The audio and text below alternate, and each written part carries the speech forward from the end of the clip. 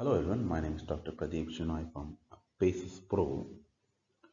In continuation with our lecture series in rheumatology, today we'll be discussing about how to evaluate a patient with suspected rheumatoid arthritis.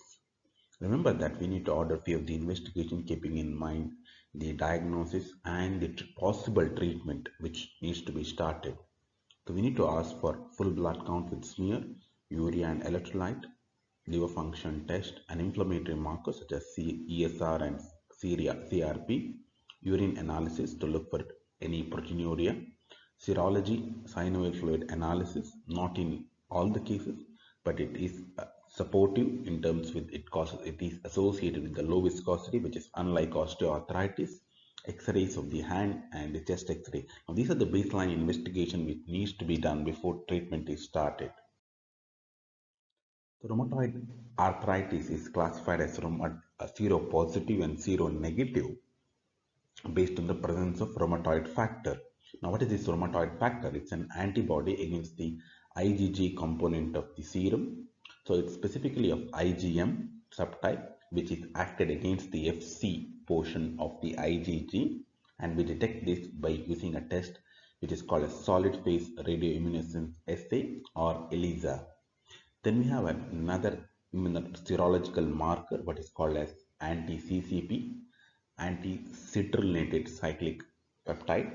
So it is detectable up to 10 years before the development of rheumatoid arthritis, and it is more sensitive and more specific than the rheumatoid factor. Another important point in the diagnostic criteria is that we do not require hand X-rays for the confirmation of diagnosis. However, if you take an X-ray, the feature which will be present are loss of the joint space, which is common to both rheumatoid arthritis and osteoarthritis. There could be juxta-articular osteoporosis and associated soft tissue swelling.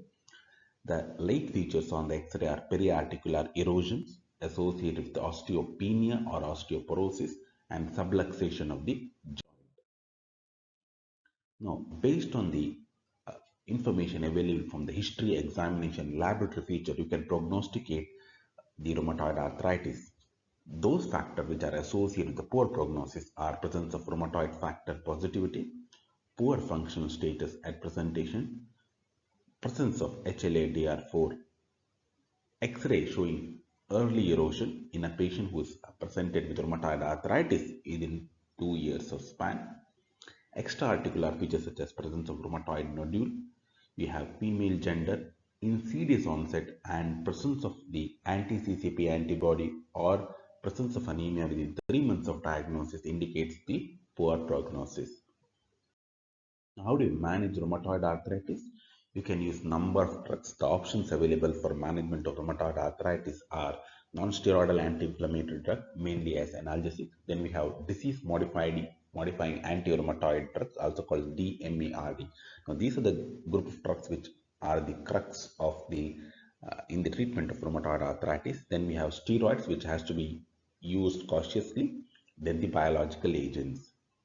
So NSAIDs, which are used for acute relief of pain, they're associated with the microcytic hypochromic anemia, maybe because of gastrointestinal bleeding. They're associated with some renal adverse events such as acute kidney injury, chronic kidney disease, hyperkalemia, and hypertension. So you need to be careful whenever you use an NSAID. Make sure that you use for shortest duration. Then the most important drugs which are used in rheumatoid arthritis are the DMARD. The first choice for DMARD in patients with rheumatoid arthritis is methotrexate. Now, we know that methotrexate is an antifolate drug. It acts by inhibiting the dihydrofolate reductase inhibitor. The important side effect of methotrexate is hepatotoxicity and pancytopenia. So you need to monitor their full blood count and liver function test.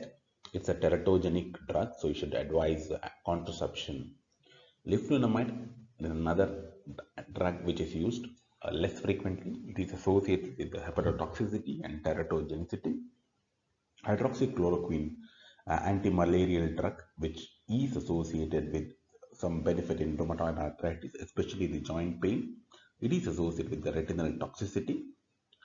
Less commonly used drugs are sulfasalazine and gold. Remember, gold is associated with the drug-induced lupus.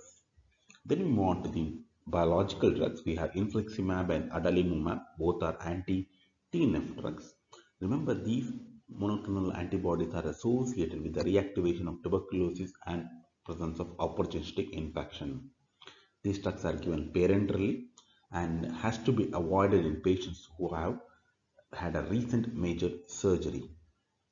Other biologicals such as anakinra, which is an interleukin-1 receptor blocker, and tocilizumab, which is an interleukin-6 receptor blockers, can also be used in refractory cases.